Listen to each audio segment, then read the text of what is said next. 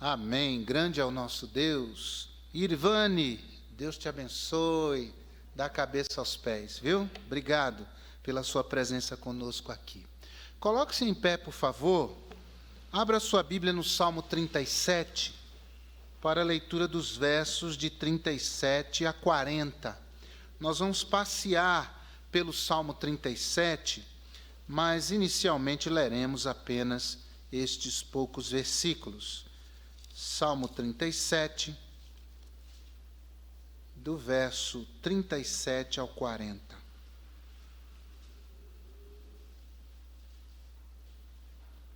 Nota o homem sincero e considera o reto, porque o fim desse homem é paz. Quanto aos transgressores, serão a uma destruídos, e as relíquias dos ímpios serão destruídas. Mas a salvação dos justos vem do Senhor. Ele é a sua fortaleza no tempo da angústia. E o Senhor o ajudará e os livrará. Ele os livrará dos ímpios e os salvará, porquanto confiam nele. Glória a Deus, o nosso Senhor. Obrigado, Deus eterno, por esta noite, por ver o teu povo em tua casa. E oramos que o Senhor nos dê as condições para termos mais pessoas aqui no templo, cultuando o Senhor. Obrigado, Senhor, pela comunhão, por aquilo que o Senhor já tem nos conduzido até aqui. E por isso nós oramos pela tua palavra, em nome de Jesus. Amém. Assentem-se, por favor.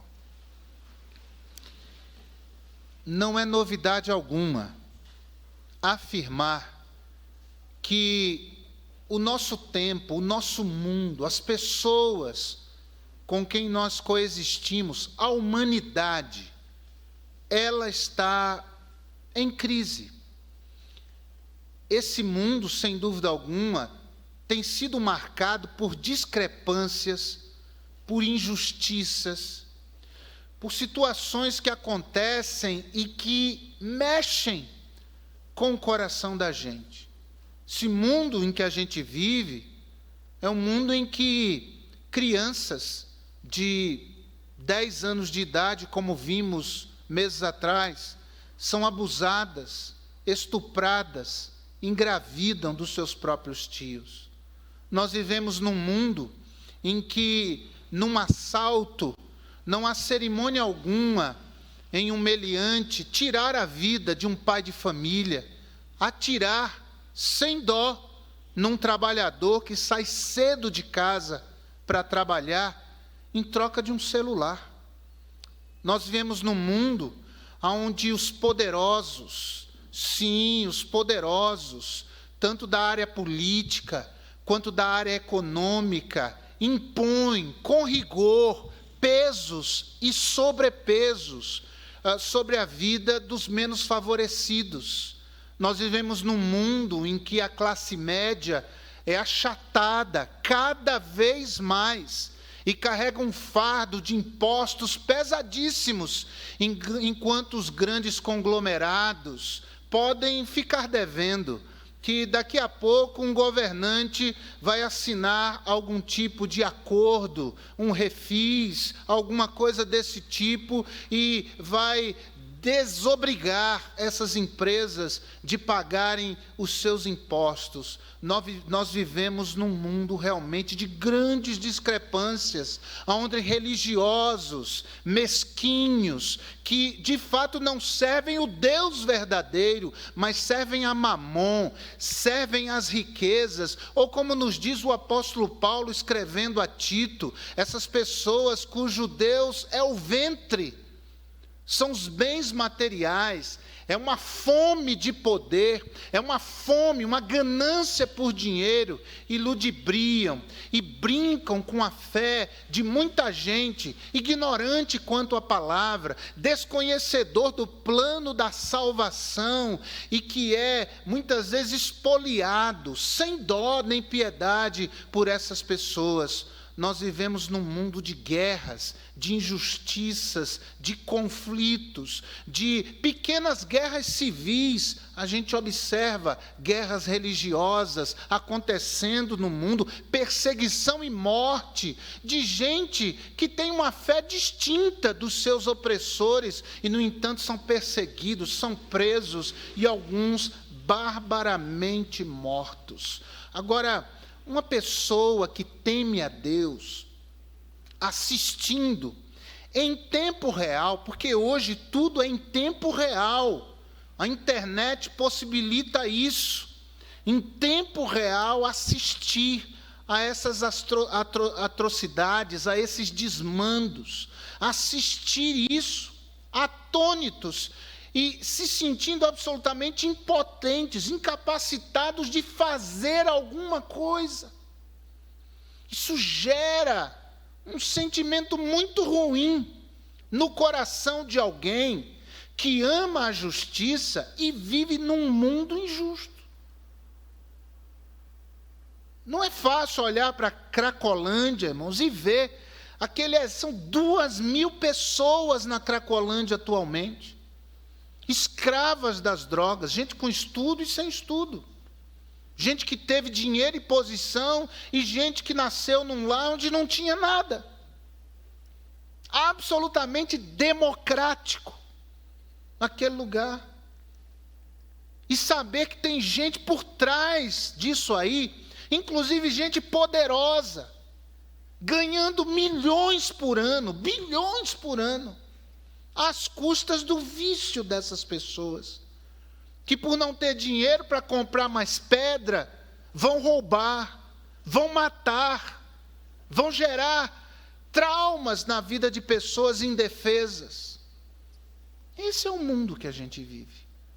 Um mundo que, de maneira muito clara, João definiu como um mundo mergulhado na malignidade, ou no mal, ou ainda no maligno. A Bíblia diz que o amor não folga com a injustiça. É impossível você assistir um programa desses policiais e ficar dando risada, e tem gente que dá risada porque o apresentador faz uma palhaçada, porque o apresentador canta uma musiquinha quando um bandido morre. Aquele bandido tem mãe, tem família. Não dá para folgar com a injustiça. Mas é bandido, tem que morrer. Diga isso a Jesus. Na sua oração, diga: Senhor Jesus, esses bandidos têm que todos morrerem. Se nós somos seguidores de Jesus, nós não podemos nos alegrar, nem Deus. A Bíblia diz que Deus não tem prazer na morte do ímpio. E se nós não vigiarmos, o nosso coração vai perdendo a doçura, vai perdendo a misericórdia, vai perdendo a sensibilidade, vai perdendo esse espírito cristão que deve nos marcar. A nós que fomos chamados para transtornar o mundo, a nós que fomos chamados como luz e sal nessa terra, a nós que fomos chamados a resplandecer, como diz a eterna palavra, como luzeiros no mundo. Agora, não é fácil manter o nosso coração doce, sensível, misericordioso e cristão, nesse mundo antagônico contra os valores de Deus. E nós temos diante de nós um salmo de alguém que passou por isso, que experimentou essa queda de braço entre um coração misericordioso, bondoso, temente a Deus, e um coração cheio de inveja, de vingança, de vontade de se vingar, de dar o troco, de pagar na mesma moeda, de destruir diante da injustiça crescente, reinante. E esse salmista se encontra, de repente, diante do que ele via, numa encruzilhada, numa bifurcação, entre o desespero em função de tudo que via, a revolta, o revanchismo e a esperança. O que ele vai optar? Esse salmo, ele é autobiográfico. Ele é uma espécie de testemunho de alguém que foi tentado por esse sentimento de optar por uma vida de desespero e dizer, não, eu vou optar por uma vida de esperança. Eu quase, como nos diz o Salmo 73, quase que meus pés se desviaram. E ele faz uma opção pela esperança. E por que eu digo isso? Em primeiro lugar, porque viver com desespero nos leva a tirar conclusões precipitadas quanto à realidade. Por isso o Salmo começa dizendo, não te indignes por causa dos malfeitores, nem tenhas inveja dos que praticam a iniquidade. Não seja precipitado. Em primeiro lugar, conclusões derivadas da indignação e da inveja, porque não raramente nós nos flagramos indignados. E, de fato, nós devemos nos indignar, nós não podemos folgar com a injustiça. Nossa alegria tem que ser com a verdade, com o que é justo. Nosso Senhor nos ensinou numa diretriz de oração, não é uma oração, mas uma diretriz apontando algumas características que devem conter a nossa oração. Ele diz, seja feita a tua vontade, assim na terra como no céu, venha a nós o teu reino, seja feita a tua vontade. E para que a vontade de Deus seja feita na terra como é feita no céu, Ele usa os seus filhos. Mas não raramente a nossa indignação, ela esconde no fundo uma inveja. Tem muita gente que mostra indignação diante do injusto e da injustiça, mas lá no fundo do coração, na verdade, o que ele queria é obter aquilo que aquela pessoa tem. E, irmãos, nós somos brasileiros, amamos o nosso Brasil, defendemos o nosso Brasil, mas assim como a gente critica gente corrupta, nós também não podemos nos dar ao luxo de pequenas corrupções. De molhar a mão de um policial corrupto, e não são todos, lá na rodovia, quando ele nos para e diz que vai nos multar. Ou de mexer nos fios do quadro de luz, ou quem sabe ter um dispositivo antes do registro da água, que de alguma forma faz com que a gente roube a água e não pague o que é devido. Ou de repente que em pleno serviço, trabalhando e sendo pago para isso, a gente fique mandando mensagenzinha de versículo bíblico para as pessoas, quando devíamos estar trabalhando. E não roubando o tempo de quem nos paga para trabalhar. Muitas vezes a indignação não é indignação, é inveja. E o salmista diz, não tenha inveja dessas pessoas. Não se precipite em seu julgamento. Não tire conclusões precipitadas achando que a situação dele é melhor por ele ser corrupto ou crescer baseado ou motivado por corrupção. Segundo lugar, conclusões precipitadas derivadas da revolta, da ira, é o verso 7. Davi diz, descansa no Senhor, espera nele, não te indignes por causa daquele que prospera em seu caminho, por causa do homem que executa astutos intentos, tira os olhos dele. Em vez de ficar pensando, até quando eu vou ter que ver isso, assistir isso? Até quando eu vou ser espectador dessa situação? Até quando eu vou me sentir impotente para intervir? Muita gente de Deus, gente, aqui e ali a gente observa, já sorvendo na sua alma esse tipo de sentimento, esse tipo de sensação, esse tipo de reação, e o resultado é o desespero. A sensação de impotência e talvez o pior de todos os sentimentos, a apatia. Gente ficou cínica, apática, diante do que está acontecendo. A nossa opção, como servos de Deus nesse mundo, não é essa. Nós não optaremos jamais por uma vida mergulhada em desespero. Nós não temos motivo para isso, porque nós temos Deus. A nossa opção tem que ser a esperança sempre. O sobrenome do cristão é esperança, e a esperança sempre. Por quê? Eu vou lhes dar 3 motivos. Primeiro, porque viver com esperança nos leva a uma perspectiva diferenciada da realidade. Quem vive com esperança enxerga a realidade dos fatos e da vida com clareza. Nós somos esclarecidos ao optarmos viver e viver com esperança, não com indiferença, desiludidos. Nós devemos, em primeiro lugar, para viver enxergando a realidade e diferenciada, numa perspectiva diferenciada, nós temos que olhar para frente, além do aqui e agora.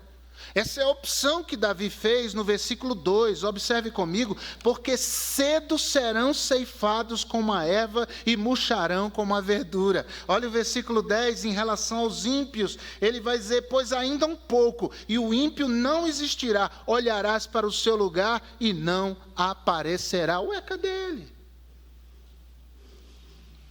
Você lembra de Sérgio Naia? Onde é que Sérgio Naia está? Por um pouco, mas depois não existe mais. Onde é que Saddam Hussein está? Existiu, subsistiu por um pouco, mas não existe mais. Então a opção de quem vive com esperança é olhar essa realidade. Essas pessoas estão usufruindo da maldade, essas pessoas estão impondo sofrimento a outras pessoas, essas pessoas estão crescendo como fruto de corrupção, mas cedo essas pessoas serão ceifadas. E a Bíblia diz em 1 João capítulo 2,17 que o mundo passa e a sua concupiscência, mas aquele que faz a vontade do Senhor, esse permanecerá para sempre. A Bíblia diz em Isaías 40, verso 8, que seca-se a erva, cai a flor, mas a palavra do nosso Deus subsiste e subsiste eternamente. O século XVIII teve um grande pensador na França e pensador no mundo, chamado Voltaire. Esse era um codinome dele. E esse homem chegou a afirmar que a partir do seu tempo, em 100 anos, diante daquilo que pensava, escrevia, difundia dos seus pensamentos humanistas, que em 100 anos a Bíblia seria um livro de museu,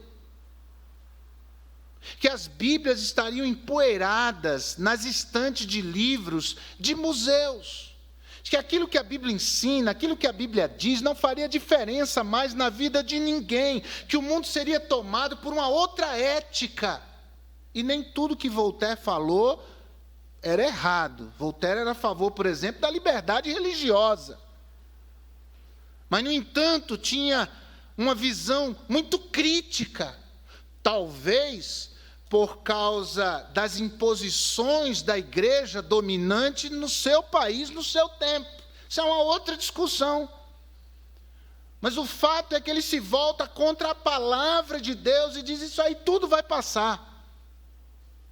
100 anos depois dessas palavras de Voltaire, na casa onde ele morava, foi inaugurada a Casa Publicadora de Bíblias da França. A imprensa bíblica da França. Você tem ideia do que é isso? Um homem que se voltou contra a palavra e disse, em 100 anos não vai existir mais Bíblia. A casa dele se torna uma casa publicadora de Bíblias. Pois eles surgirão, verso 2, mas serão ceifados como a erva e murcharão como a verdura. Você pode andar com Deus, pode andar em fidelidade com Deus, pode amar a Deus, pode crescer nas coisas de Deus, pode ser que alguém não tema a Deus, não honre a Deus e passe na sua frente, mas há uma promessa de Deus dizendo que essas pessoas, todas elas serão ceifadas, mas você permanecerá e permanecerá para sempre. Eu estou dizendo isso, irmãos, porque nós pensamos em justo e ímpio na Bíblia e nos apressamos logo a dizer: os justos são os crentes e os ímpios são os descrentes. E eu discordo dessa leitura. Para mim ela é precipitada, porque existe ímpio no meio dos crentes. E existe gente justa fora do convívio dos crentes. Jesus contou uma parábola de um sujeito que descia de Jerusalém para Jericó, foi assaltado, quase morreu, ficou lá, quase morto. Passa um levita, aliás, um sacerdote, passa um levita e não ajuda eles. Aí passa um samaritano. O samaritano era o endemoniado na visão do judeu, o samaritano era o ímpio na visão do judeu. Mas esse ímpio é que estende a mão e ajuda o coitado. Então quem é o ímpio e quem é o justo da história do bom samaritano? Os ímpios eram os religiosos e o justo era o samaritano. Foi Jesus que ensinou isso. A questão é que eu, como crente, posso ser um instrumento de impiedade no mundo, se eu não vigiar. Se o meu coração der lugar a esse sentimento, e quase Davi caiu. Então fique firme com Deus. Continue honrando a Deus. Faça a opção preferencial por uma vida de esperança em Deus. Porque você não vai se arrepender. Devemos olhar para frente. Hoje eles estão assim, mas depois serão ceifados. Devemos olhar para cima, além do material e do efêmero. Verso 3 e verso 7, o verso 3 diz: confia no Senhor, faze o bem, habitarás na terra e verdadeiramente serás alimentado. Versículo 7, a palavra de Deus diz: descansa no Senhor, espera nele, não te indignes por causa daquele que prospera em seu caminho, por causa do homem que executa astutos intentos. Olhe para cima, descanse em Deus, confie em Deus, espere em Deus. A única maneira de nós vencermos essas obsessões, essa rivalidade, esse sentimento de: olha, eu acho que o negócio é ser desonesto, porque eu vivo num país onde o desonesto se dá bem, e o honesto nunca se dá bem. Não olhe o imediato, olhe para além do imediato. E quando uma pessoa é desonesta, ela não está levando Deus em consideração. Então olhe para Deus, olhe para o Senhor. Hoje pela manhã o irmão Carlos Júnior ensinou sobre a questão de José, dizendo para a mulher de Potifar: pecaria eu contra o meu Deus? Ele olha para cima, antes de olhar para o prazer imediato. Porque o pecado nos traz um prazer, mas é por pouco tempo.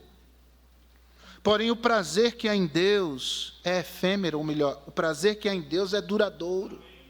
O prazer do pecado é efêmero. Confia no Senhor, faze o bem, tire suas emoções do imediato, concentre essa carga emocional em outra dimensão. Olha o verso 6. Ele, Deus, fará sobressair a tua justiça como a luz e o teu juízo como o meio-dia. Louvado seja o Senhor. Devemos olhar para frente, além do aqui e agora. Devemos olhar para cima, além do material e do efêmero. Devemos olhar para dentro, além do irrealizável e improdutivo. Olha o versículo 3, na parte inicial. Confia no Senhor e faze o bem. Você confia em Deus e anda direito. Faça o que é certo. Opte pelo que é certo. Olha o verso 27 do capítulo 37 do livro dos Salmos. Aparta-te do mal e faze o bem e terás morada para sempre. É a palavra do Senhor. E nós somos crentes, então nós cremos no que a palavra de Deus diz. Quando nós rejeitamos a palavra, irmãos, nós mergulhamos no horizonte, ou melhor, no oceano do desespero. Porque não vai dar certo. Cedo ou tarde começa a sensação de fiz bobagem, fiz besteira, a vida perde o sentido. O crente em Cristo Jesus fica absolutamente perdido quando mergulhado na iniquidade, no oceano do desespero. Mas a Bíblia diz em Romanos 12, 21, não te deixes vencer do mal, mas vence o mal com o bem. O único neutralizador do mal, segundo a Bíblia, é o bem. É de fato tratar com candura e com doçura quem foi grosso com você. É realmente estender a mão àquela pessoa que no passado te fez mal, mas agora precisa de alguma ajuda. O único neutralizador do mal é o bem. E Jesus nos deixou exemplo. 1 de Pedro, capítulo 2, versículos de 20 a 23, a Bíblia diz, porque que glória será essa, se pecando sois esbofeteados e sofreis? Pastor, eu faço direitinho e eu só arrumo para a minha cabeça. Pedro continua dizendo, mas se fazendo o bem sois afligidos e sofreis, isso é agradável a Deus, porque para isto sois chamados, pois também Cristo padeceu por nós, deixando-nos exemplo para que sigais as suas pisadas, o qual não cometeu pecado, nem na sua boca se achou engano, o qual quando o injuriavam, não injuriava, e quando padecia, não ameaçava, mas entregava-se àquele que julga justamente. Já criei muito problema por ir tirar satisfações de cabeça quente. Meti o pé pelas mãos. Quantas vezes? Deus vai ensinando. Deixa estar. Deixa. Você fez o que é certo. Deixa. Porque Deus cuida. Deus trata. Deus resolve.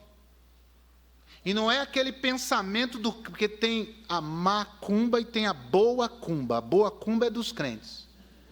A boa cumba é dos crentes. É aquela assim, tomara que Deus quebre as pernas desse miserável. Isso não é crente, não. Pô. Isso é crente? Amaldiçoando os outros? O único neutralizador do mal é o bem. É o bem, Jesus é o nosso exemplo. Seja construtivos, faça o bem. Faça o bem, esbofeteie o mal com a bondade, com amor, com misericórdia, com piedade.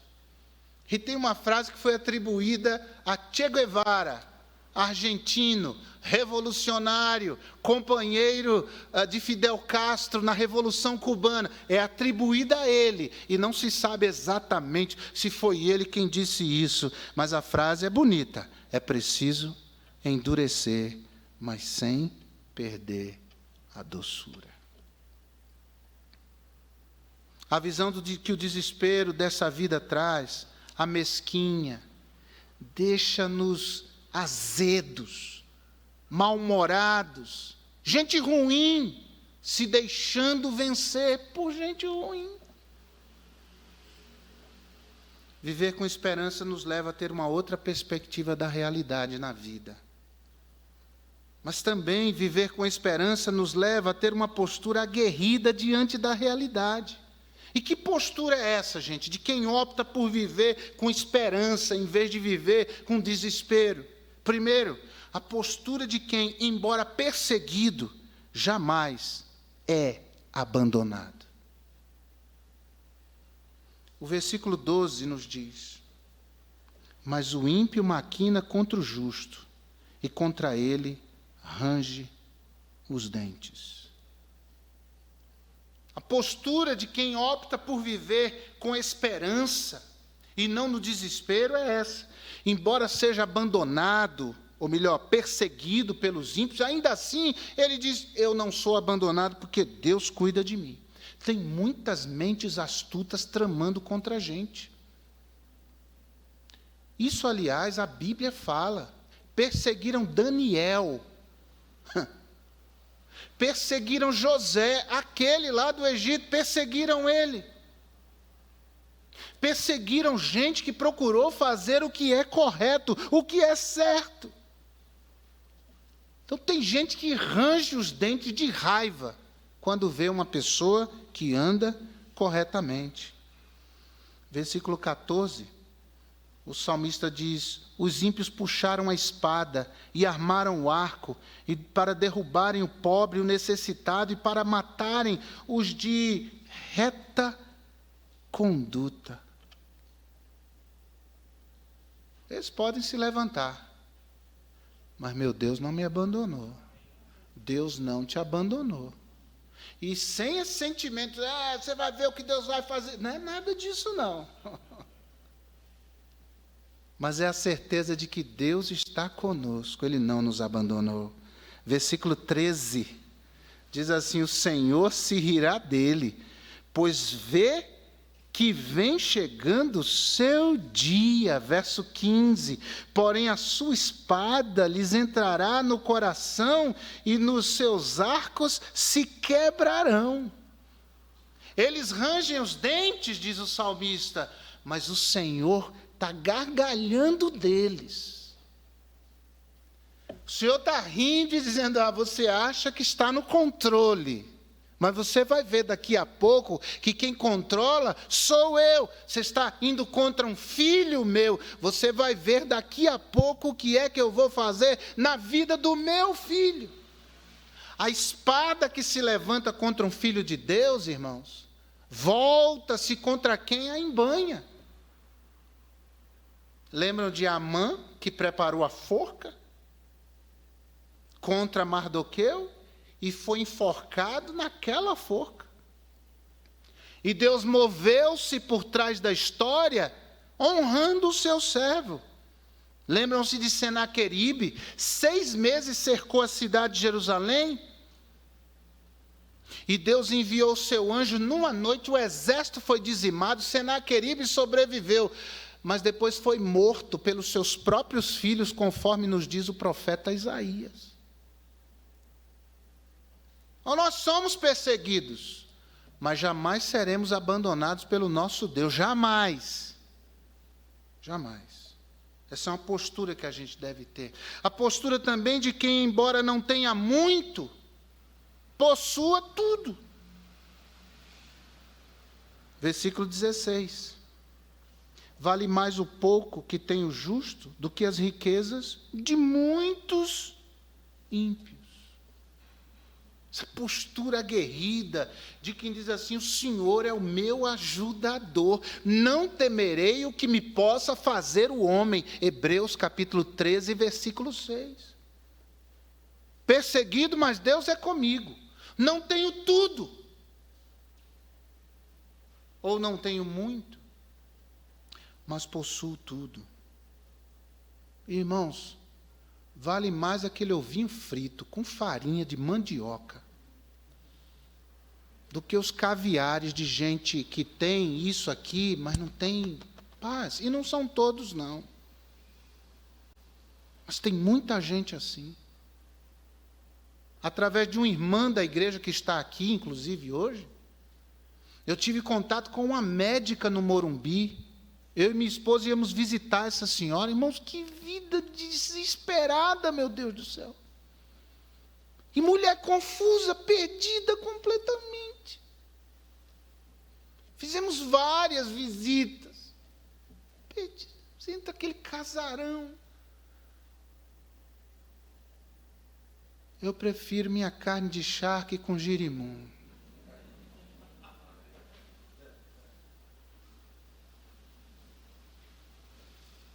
Do que ter uma conta bancária rechonchuda e não ter paz dentro de casa. Não tenhas inveja dos maus.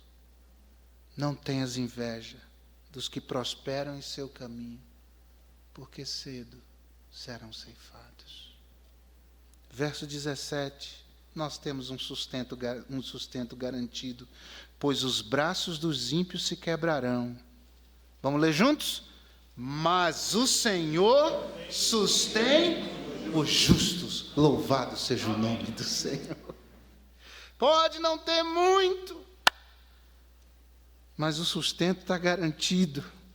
Pode não ter muito, mas tem uma herança, e uma herança em Cristo. Olha o verso 18 e 19.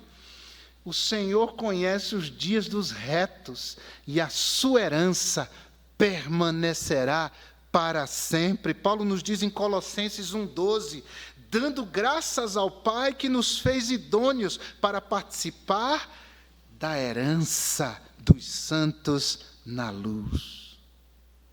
Não, nós não temos tudo, mas nós temos as memórias dos feitos de Deus na nossa vida. Amém ou não? Temos ou não? Olha o versículo 25, que nos diz, fui moço, e agora sou velho, mas nunca vi desamparado o justo, nem a sua semente a mendigar o pão. Eu já vi gente que veio a mim e disse, pastor, eu não entendo esse versículo, porque uma vez uma pessoa crente foi na minha casa e estava numa situação deplorável. Aqui não diz crente, aqui diz justo. Aqui diz justo. Você entendeu? Justo não é crente. Tem crente justo, mas tem crente ímpio também. Tem crente envolvido em maracutaia. Tem gente que trabalha no serviço secular e vai, pode ficar tranquilo porque eu sou crente. Então não fique tranquilo. Quando o camarada tem que dizer que ele é crente, você diz assim, não, fique tranquilo porque eu sou pastor. Meu Deus do céu, não fica tranquilo. Pelo amor de Deus, não fica. Porque se um camarada tem que dizer que ele é pastor para ter credibilidade, então tem coisa errada aí nesse negócio. Mas o justo nunca é desamparado por Deus. Nunca. Mas o crente enrolão. Carlos Júnior falava de Jacó semana passada, a gente estava conversando sobre quando Jacó disse, olha, se o Senhor me abençoar, de tudo eu darei o dízimo. Aí entrou aqui uma discussão, ele estava trocando a bênção. Não, gente, Jacó só estava sendo Jacó, enganador. Sabe o labioso que acha que pode até enganar Deus? Se o Senhor me abençoar, de tudo eu darei o dízimo. Quando o crente tem que fazer esse tipo de coisa, é porque ele não vai fazer. Porque a gente não dá o dízimo com essa motivação. É gratidão pura. Semana que vem eu vou falar sobre a maravilhosa graça. É graça. É a música que o Henry canta, hein? É graça, irmão, não é que você canta? Eu não sei a letra direito, mas é o crente que chega no céu e diz, olha, eu só estou aqui por causa da graça de Deus. Esse é o justo. É a postura, em terceiro lugar, de quem, embora pobre, tem um coração generoso. Verso 21. O ímpio toma emprestado e não paga. Pergunta, conhece algum crente que tomou emprestado e não pagou? Não precisa, porque eu sei que todo mundo vai levantar a mão. Você está vendo que aqui não se trata de crente, se trata de justo e de injusto. Vou voltar lá. O ímpio toma emprestado e não paga. Mas o justo se compadece e dá. Que coisa extraordinária. As pessoas que mais fazem o bem são as que têm menos condições de o fazer. A obra de Deus, gente, não foi feita ao longo da história por gente rica. Eu vejo o povo enaltecendo o Colgate, que a gente nem sabe se aquela história é aquilo mesmo. Mas eu vejo o povo enaltecendo o Colgate, porque 90% de tudo ele investia na obra de Deus.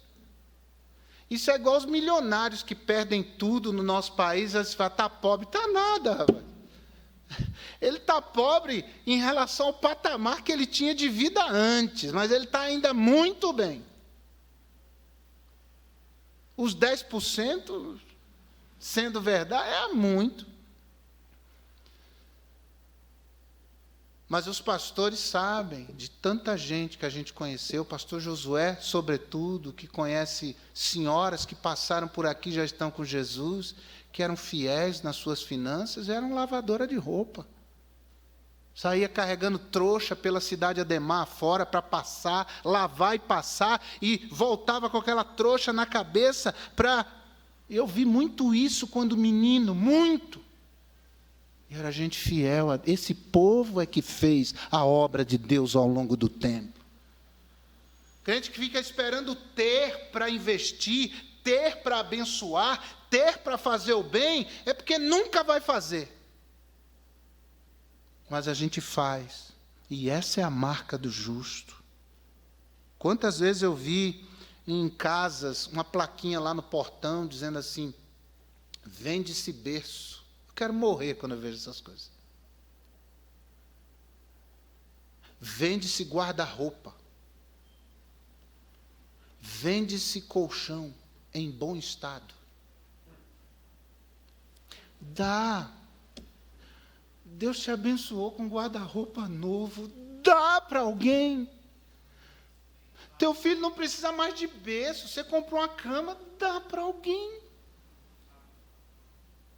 Quando a gente dá, a gente recebe. A gente recebe. A postura, em quarto lugar, de quem, embora caia, não fica prostrado. Verso 23 e verso 24. Os passos de um homem bom são confirmados pelo Senhor e deleita-se no seu caminho. Ainda que caia, não ficará prostrado, pois o Senhor o sustém com a sua mão. Quem vive com esperança, vive nessa dependência de Deus. É como se ele estivesse num terreno escorregadio, num terreno cheio de lodo, e a gente cai mesmo, mas Deus nos sustenta, Deus nos levanta, Deus nos pega pela mão, nos toma pela mão e nos põe de pé. Deus nos ajuda, irmãos. Vai fazer a opção pelo outro caminho, você não vai ter a ajuda de Deus na hora em que você cair. Provérbios 24, verso 16, diz isso, né? 7 vezes cairá o justo e não ficará prostrado. É crente dizer: pastor, é cada uma que eu passo, mas também é cada coisa que Deus faz para compensar. Por isso que eu digo, gente, não empresta dinheiro a ninguém, não. Quem tem para emprestar, tem para dar. Se você não tem para emprestar, então, ou para dar, então não empresta. É mais fácil você pegar esse dinheiro e dizer: tome, vá com Deus. Mas não se preocupe com isso, não. Se você tem para dar. Agora, se você não tem para emprestar, eu não posso me desfazer disso. Eu vou te ajudar de outro jeito, de outra maneira. Em quarto e último lugar, viver com esperança nos faz ter um outro horizonte em relação ao futuro. Verso 35 e 36, a palavra de Deus assim nos diz: viu o ímpio com grande poder escapar-lhe com a árvore verde, ou como árvore verde, espalhar-se, perdão. Deixa eu colocar minha cinquentite. Eu estava indo bem, mas agora já não está mais. Viu o ímpio com grande poder espalhar-se como a árvore verde na terra natal, mas passou e já não aparece. Procurei-o, mas não se pôde encontrar. Esse salmo nos fala do futuro em 2 dimensões: o futuro dos justos e o futuro dos ímpios. Quando se fala do futuro dos ímpios, se diz: eles vão surgir como árvore frondosa. Mas depois, não mais. 75 anos atrás, o mundo conheceu um dos homens mais sanguinários da história da humanidade, chamado Adolf Hitler. E o Hitler, gente, se arvorou mesmo, surgiu como essa árvore extraordinária. E quanta gente o nazismo matou. Não foram só judeus, 6 milhões de judeus, estima-se, mas negros foram mortos, ciganos foram mortos, prostitutas, homossexuais foram mortos. Que coisa terrível! Cada filosofia que esse homem impregnou na mente de algumas pessoas, não eram todos, mas da maioria. Mas onde está esse homem hoje? Esse homem passou. E há poucos, mas ainda existe gente viva que viveu nos campos de concentração e sobreviveram e passaram e foram além de Hitler. O que a Bíblia está dizendo é isso. É que o combustível da maldade só acelera os injustos, os ímpios, na direção da destruição e do juízo de Deus. Deus vai julgar aos corruptos dessa nação, em nome de Jesus. Eu quero lhe dizer, Deus vai julgar você um dia. Você pode escapar da justiça humana comprando gente para que você não seja, enfim, obrigado a ressarcir os cofres públicos através de manobras. Mas eu quero dizer, em nome de Jesus, um dia Deus vai julgar você. Você não vai escapar do juízo de Deus. E eu falo dos poderosos, ímpios e corruptos, e falo dos anônimos também. Deus vai julgar você. Verso 34. A Bíblia nos diz: espera no Senhor e guarda o seu caminho, e te exaltará para herdares a terra. Tu verás quando os ímpios forem desarraigados. É uma árvore que é arrancada pelas raízes. Versículo 38. Quanto aos transgressores, serão a uma destruídos, e as relíquias dos ímpios serão destruídas. Verso 28 diz: porque o Senhor ama o juízo e não desampara os seus santos, eles são preservados para sempre, mas a semente dos ímpios será desarraigada. A ideia, de novo, de uma árvore que é arrancada pelas raízes. A Bíblia diz, vale a pena viver com esperança.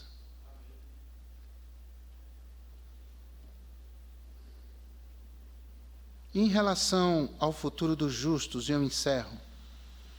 Primeiro, a sua conduta será recompensada.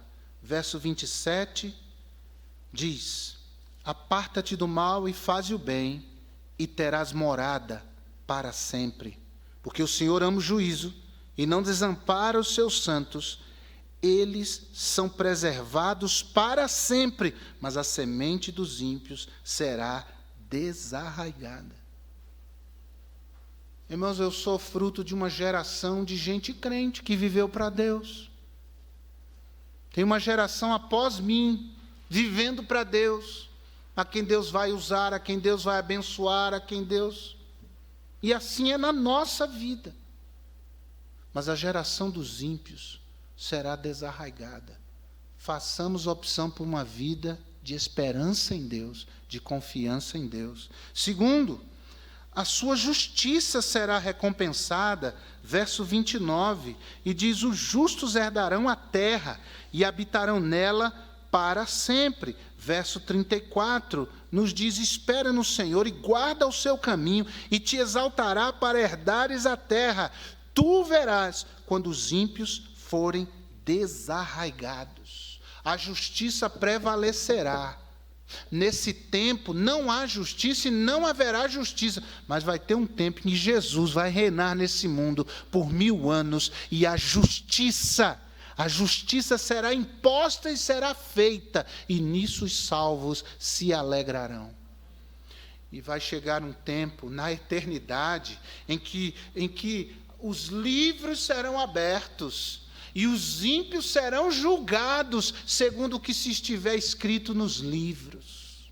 E eles receberão a paga do Senhor. Terceiro, o seu sofrimento será recompensado. Verso 32 e 33.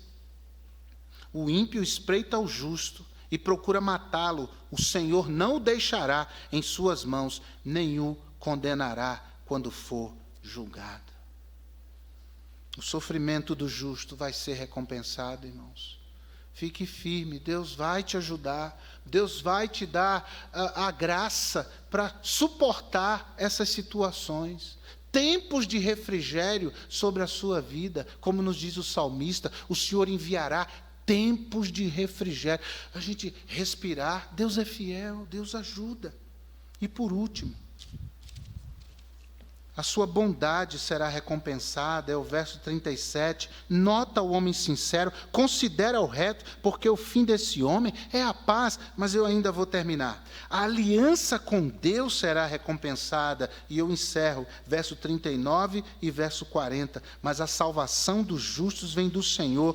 Ele é a sua fortaleza no tempo da angústia. O Senhor os ajudará e os livrará. Ele os livrará dos ímpios e os salvará, porquanto confiam nele. Honre a aliança que você tem com Deus. Deus honra você.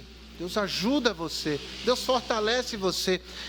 Deus pôs essa palavra no meu coração, gente, porque muitos crentes estão sendo tentados a desistir. Esse tempo de pandemia, as pessoas ficaram sem igreja, sem vir à igreja, e tem muita gente fraquejando na fé. Tem muita gente desistindo de ser crente. Tem muita gente achando, eu não preciso ir na igreja, eu assisto depois, quando der eu vejo. Que Deus nos livre disso, irmãos. Que Deus nos livre disso, nós não somos melhores do que ninguém. Mas que a gente fique debaixo da graça de Deus para não nos deixarmos contaminar com esse tipo de espírito.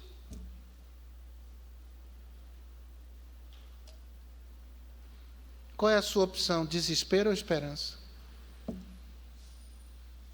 Escolhe a esperança que há em Cristo. Escolhe a esperança que há em Deus.